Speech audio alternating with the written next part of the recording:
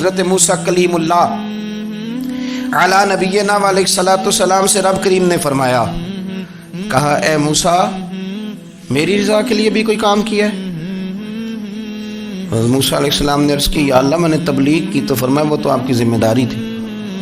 امام غزالی نے روایت لکھی ہے، اے اللہ میں نے آپ کے تمام احکامات پہ عمل کیا، موسیٰ وہ تو آپ نے کمال کیا، اللہ کے پیغمبر ہیں، تو میری رضا کے لیے تو یا اللہ تیری رضا کے لیے کیا ہے؟ تو رب کریم نے فرمایا کسی بندے سے صرف اس لیے پیار کیا ہے کہ وہ اللہ کا بندہ ہے، فقط اس لیے پیار کیا ہو کہ وہ اللہ کا بندہ ہے، فقط اس لیے۔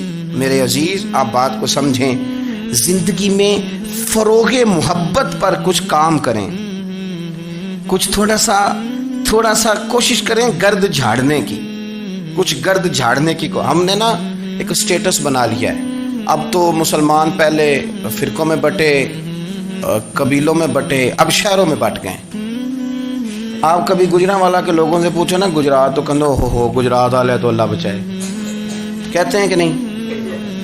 گجرات کے لوگوں سے پوچھے گجرانوالا تو کہتے ہوتے کھاندے ہی بڑا نے، کس کی بات کر رہے ہیں؟ تو گجرانوالا والوں سے پوچھیں لاہور والے، کہندے توبہ لاہوریا جے۔ صحیح کون ہے؟ کوئی بھی نہیں۔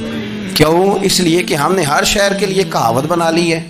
میں صحیح کہہ رہا ہوں، ہر قبیلے کے لیے کوئی نہ کوئی، یہ ہم نے ظلم کیا اپنی جان، یہ ہم نے زیادتی کی، کہانیاں بن گئی، کہاوتیں بن گئی، شہروں کے لیے، علاقوں کے لیے، قبیلوں کے لیے۔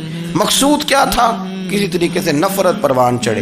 کھانا ہے نا، کھانا تو آپ جو کھانا کھاتے ہیں وہ اپنے ذائقے کے مطابق کھاتے ہیں۔ سندھ کے لوگ جو کھانا کھاتے ہیں وہ اپنے، آپ کا کوئی حق نہیں آپ ان کے کھانے پر تنقید کریں، اس لیے کہ ان کا ذائقہ وہ ہے، اور ان کا بھی کوئی حق نہیں وہ آپ کے کھانے پر تنقید کریں، اس لیے کہ آپ کا ذائقہ۔ لیکن طنز کرتے ہیں، جو بات سمجھانا چاہتا ہوں وہ یہ ہے کہ ہم طنز کرتے ہیں، تنقید کرتے ہیں، تضحیک آمیز لہجہ ہمارا ہوتا ہے، اس لہجے کے اندر کمزوری ہوتی ہے، اس کے اندر اس طرح کی بناوٹ ہوتی ہے کہ محسوس ہوتا ہے کہ ہم سامنے والے کو بڑا نفرت کی نظر سے دیکھتے ہیں۔ یہ رویہ کبھی اختیار نہ کریں، اپنی زندگی میں کوشش کریں خلوص کے ساتھ، للہیت کے ساتھ۔ میرے نبی پاک علیہ السلام نے صحابہ سے پوچھا تھا بتاؤ دین کی مضبوط گرہ کون سی ہے؟ مضبوط گرہ دین کی۔ تو ایک صحابی نے کہا یا رسول اللہ نماز، پانچوں وقت مسلمان جمع ہوتے ہیں، ایک دوسرے کا حال احوال پوچھتے ہیں، تو اس گرہ میں مسلمان بندے رہتے ہیں۔ حضور نے فرمایا تم نے بات ٹھیک کی پر میری مراد کو نہیں پہنچے۔ ایک صحابی نے عرض کی یا رسول اللہ صلی اللہ علیہ وسلم زکوٰۃ، امیر غریب کو زکوٰۃ دیتا ہے تو دونوں کا رشتہ مضبوط ہو جاتا ہے، تو یہ بہت بڑی گرہ ہے۔ تو حضور نے فرمایا بات تمہاری ٹھیک ہے پر تم میری مراد کو نہیں پہنچے۔ تو تیسرے نے عرض کی حضور حج، مختلف رنگوں کے، قبیلوں کے، نسلوں کے، علاقوں کے لوگ آتے ہیں، ایک ہی لباس پہنتے ہیں، ایک ہی بولی بولتے ہیں، لبیک اللہم لبیک، تو یہ بہت بڑی مضبوط گرہ ہے۔ نبی پاک صلی اللہ علیہ وسلم نے فرمایا بات تمہاری ٹھیک ہے پر تم میری مراد کو نہیں پہنچے۔ تو صحابہ نے عرض کی حضور پھر آپ ہی بتا دیں کہ اسلام کی مضبوط گرہ کون سی ہے جس میں مسلمان جڑ جائیں گے؟ نبی پاک نے فرمایا مضبوط گرہ محبت ہے، اللہ کی رضا کے لیے پیار کرو، لوگوں سے پیار کرو۔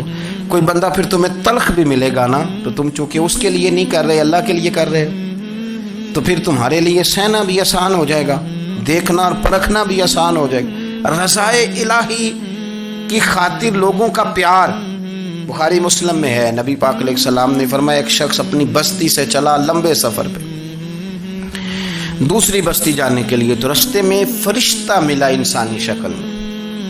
اس نے پوچھا کہاں جا رہے ہو؟ اس نے کہا اپنے بھائی سے ملنے جا رہا ہوں۔ فرشتہ پوچھنے لگا اس کا کوئی احسان ہے تمہارے اوپر، کوئی لین دین ہے؟ اس نے کہا نہیں۔ تو کہا پھر کیوں اتنا لمبا سفر کر رہے ہو؟ تو کہنے لگے یار میں اللہ کی رضا کے لیے اس سے پیار کرتا ہوں، اللہ کی رضا کے لیے تو اس لیے جا رہا ہوں۔ تو سنیں یہ بخاری مسلم کے لفظ ہیں، حضور فرماتے ہیں وہ فرشتہ کہنے لگا سن پھر میں انسان نہیں میں فرشتہ ہوں، اور مجھے رب کریم نے بھیجا ہے یہ کہنے کے لیے کہ اگر تم دونوں اللہ کی رضا کے لیے ایک دوسرے سے پیار کرتے ہو تو اللہ تم دونوں سے پیار فرماتا ہے۔ اب یہ محبت فروغ کیسے پائے گی؟ اس کے لیے ایک تو یہ کہ اپنے دل کو تھوڑا سا سمجھائیں۔ آپ ارادہ کر لیتے ہیں نا، جب ذہن بنا لیتے ہیں کہ میں نے کوئی خدمت کرنی ہے، ذہن بن گیا تو پھر اس کے لیے 2-3 لاکھ روپے 4 لاکھ روپے لگانے کی ضرورت نہیں ہوتی. پھر بندہ سٹاپ پہ کھڑے ہوئے کسی بابا جی کو پوچھتا ہے کہاں جانا ہے تو کہتے ہیں میں نے ذرا یہاں قریب ہی جانا ہے, رکشا تلاش کر رہا ہوں. تو آپ کا ذہن بن گیا نا خدمت کرنے کا. تو موٹر سائیکل بھی بٹھایا تو گھر چھوڑا ہے, واپس آئے تو دل بڑا ٹھنڈا تھا. لیکن آپ یہ بھی کہہ سکتے تھے کہ بابا جی بچے کیا کرتے ہیں سعودی عرب میں, تو یہ 200 روپیہ رکشے کو دیں, گھر چھوڑ آتا ہے. بچے اتنا کماتے کس لیے؟ دونوں باتوں میں فرق ہے. میری بات کی سمجھ آ رہی؟ آپ اللہ کی رضا جب اپنا لیتے ہیں تو پھر کوئی کہانی جنم نہیں لیتی. لیکن جب یہ رنگ نہیں ہوتا پھر کہانیاں ہیں, پھر داستانیں ہیں, پھر بڑے بڑی باتیں, پھر بڑے بڑے لمبے لوگوں کے پاس پلاننگ ہے. اس طرح نہ کریں. پیار تقسیم, اور ایک تو یہ کہ خود اپنے دل میں اچھی سوچیں رکھیں.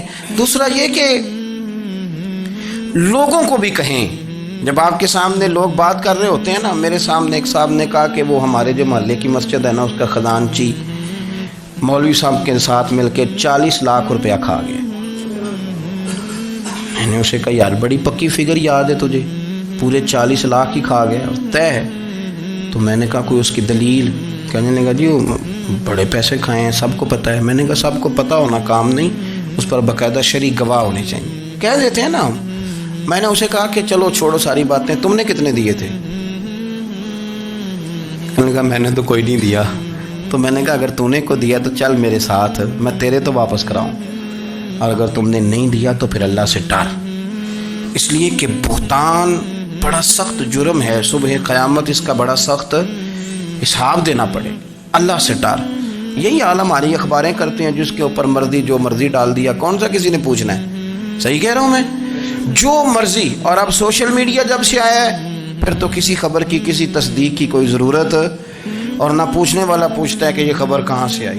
بہت سارے لوگوں کے مرنے کی خبریں چھپ جاتی ہیں اور وہ وضاحت کر رہے ہوتے ہیں نہیں جی میں بالکل موجود ہوں, میں بالکل زندہ ہوں, کوئی ایسا مسئلہ نہیں ہے. تو اچھا اس طرح جب کوئی بندہ کر رہا ہو تو پھر آپ کیا کریں, پھر اس کو سمجھائیں. میں نے بھی اس دوست سے گزارش کی, میں نے کہا آپ غلط ٹریک پہ چڑھے ہوئے ہیں, یہ طریقہ درست نہیں ہے. اگر آپ کے پاس پروف ثبوت ہے تو پھر بھی مجھے بتانے کی ضرورت نہیں تھی. آپ وہ پروف ثبوت لے جاتے اور خزانچی اور امام صاحب سے ملتے, کہتے یہ 40 لاکھ روپیہ کدھر ہے؟ آپ کے پاس پیسے تھے, وہ مسجد کے ہیں, اس کو آپ لائیں, فلاں جگہ استعمال کیے ہیں کہ نہیں. ان کے پاس جاتے دائیں بائیں کہانیاں چھیڑنا تو آپ اپنے لیے گناہ اکٹھا کر لیں. نبی پاک صلی اللہ علیہ وسلم کی حدیث سن لیں اور اس کو ہمیشہ یاد رکھنا ہے. آپ حضور نے فرمایا اگر تو نے کسی شخص کی ایسی جگہ توہین کی جہاں اس کی عزت بنی ہوئی تھی, تو نے کسی کو ایسی جگہ رسوا کر دیا جہاں اس کی عزت, کسی نے آپ کے سامنے آ کے کسی آدمی کی تعریف کی تو نہیں تمہیں نہیں پتا میں بتاتا ہوں. حضور فرمانے لگے اگر تم نے کسی شخص کی ایسی جگہ توہین کی جہاں اس کی عزت بنی ہوئی تھی تو رب بھی تمہیں اس جگہ رسوا کرے گا جہاں تمہاری عزت بنی ہوئی ہو. اللہ کی رضا کے لیے ایک تو خود پیار کریں, دوسرا لوگوں کو بھی سمجھائیں, قائل کریں کہ یار یہ انداز درست نہیں ہے, تجھے تحقیق نہیں پوری بات کی, تو تحقیق کا. دعا کرتا ہوں اللہ میرے ملک کو, میرے وطن کو, امت مسلمہ کو محبت پیار اور خلوص کی توفیق عطا فرما. آخر دعوانا الحمد.